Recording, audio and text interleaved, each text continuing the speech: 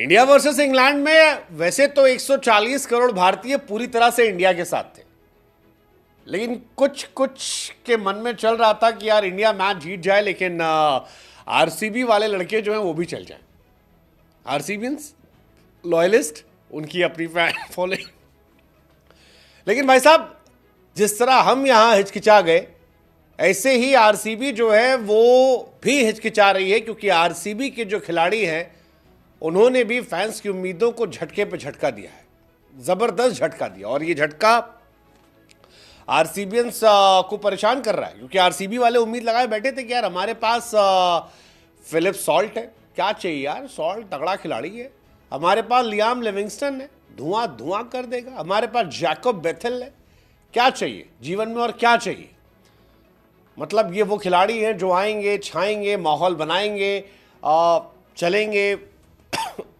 देखिए फिर यही झटका लगा आरसीबी वालों को भी।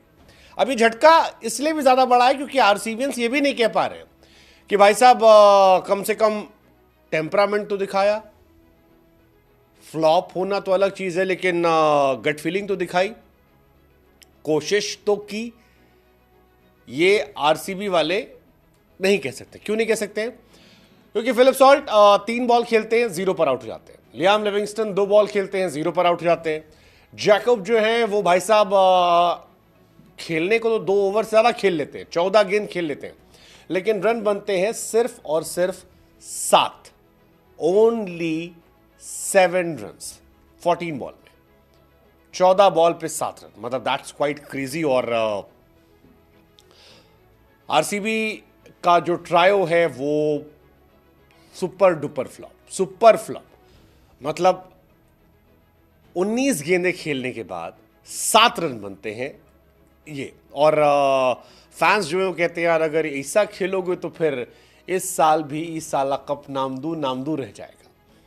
टफ डे था यार आरसीबी फैंस के लिए। इंडिया वर्सेस इंग्लैंड मैच तगड़ा मैच होने की उम्मीद थी। हम ये मानकर चल रहे थे कि बेसबॉल जो है जैज़बॉल निकल आता है, बेसबॉल जो है वो दिखाई पड़ेगा। बेसबॉल क्यों? क्योंकि ब्रेंडन मैकलम अब टेस्ट के बाद व्हाइट बॉल क्रिकेट में भी कोच बन गए। और कैप्टन आपके जॉस बटलर साहब कह रहे हैं कि वो मैकलम के हमेशा से फैन रहे, दोनों साथ मिलकर कुछ अमेजिंग चीजें कर सकते हैं। वैसे कैप्टन बटलर ने तो अपनी साइड से किया, रन बनाए, लेकिन कैप्टन वॉज नॉट इनफ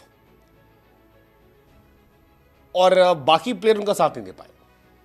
अब आरसीबी वाले कह रहे हैं कि यार ऐसा क्यों होता है कि कोई आदमी आरसीबी के बाहर जाता है तो वो तोप नजर आता है और आरसीबी में आता है तो फुसकी बम बन जाता है।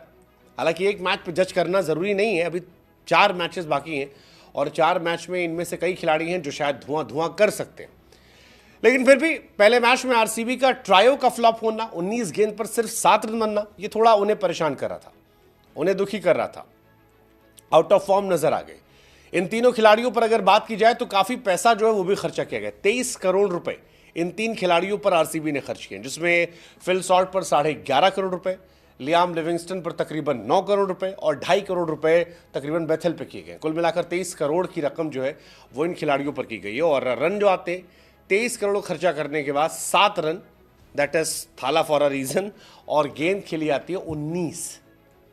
मतलब आरसीबियंस की कहानी बड़ा अजीब लग रहा है। और आरसीबी वाले आज इनको सुना भी रहे, कह रहे हैं वहाँ मैक्सवेल जो है वो रन पे रन बना रहा है, यहाँ से छूटा और यहाँ भाई साहब फ्लॉप पे फ्लॉप होते आ रहे हैं, खेल ही नहीं पा रहे। वरुण चक्रवर्ती तो ऐसा लगा कि यार अनप्लेबल थे। अब वो कह रहे हैं कि यार वरुण को तुम छू नहीं पा रहे हो, अश्विन, जडेजा, नूर को कैसे खेलोगे चिपॉक पे?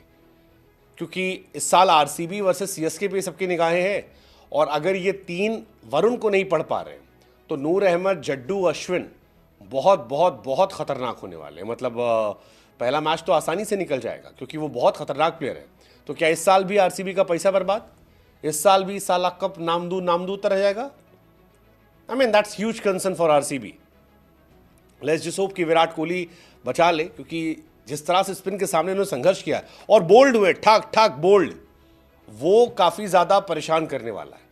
बेथल साहब रुकने की कोशिश की तो उनका स्ट्राइक रेट 50 से भी नीचे था यार T20 में।